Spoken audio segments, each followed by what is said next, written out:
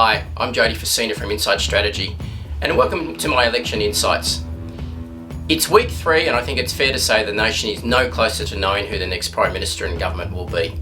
But there are certainly a lot of interesting issues and factors at play.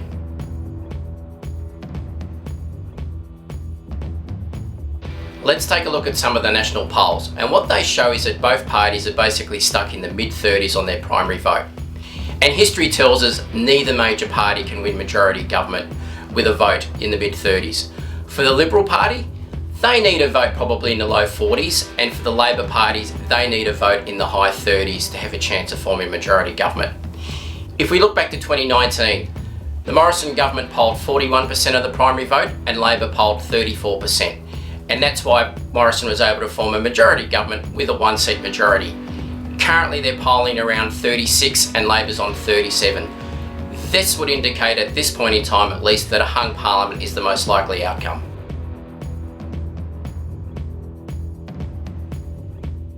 One of the major issues at play is the impact of the Teal candidates or Climate 200 independents that are having an impact on Liberal seats in inner city Melbourne and Sydney.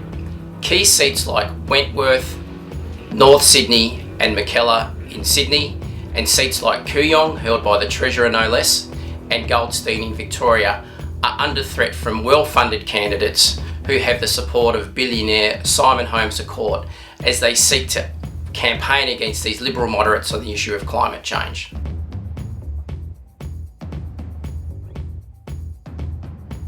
The Teal Independents are socially progressive, and they play well in those inner city seats, not necessarily though in some of the Liberal parties' outer suburban and regional seats.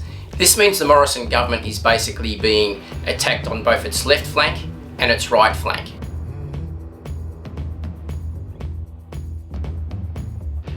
In following this campaign, as I've done for the last 2.5 weeks, it strikes me that from the government's perspective, it's been a very blokey campaign.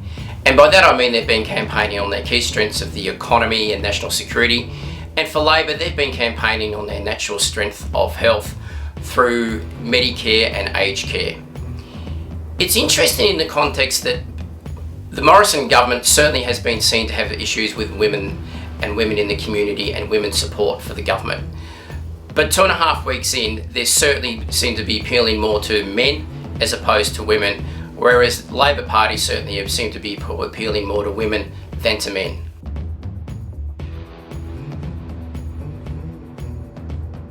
What is clear 2.5 weeks in is that neither Anthony Albanese or Scott Morrison are proving inspiring to the electorate. And this is reflected in the polling which I discussed previously. But one of those key numbers as well is that up to 30% of the electorate are saying they're voting for a minor party, be it the Greens, the United Australia Party, Pauline Hanson or other fringe independents. This isn't an extraordinary number. This election just does not have the feel of the Kevin 07 change election or the Abbott landslide of 2013 on the back of the Rudd-Gillard chaos years.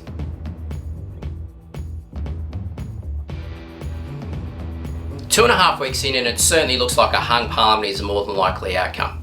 If that does come to pass, it certainly will change the Australian political landscape.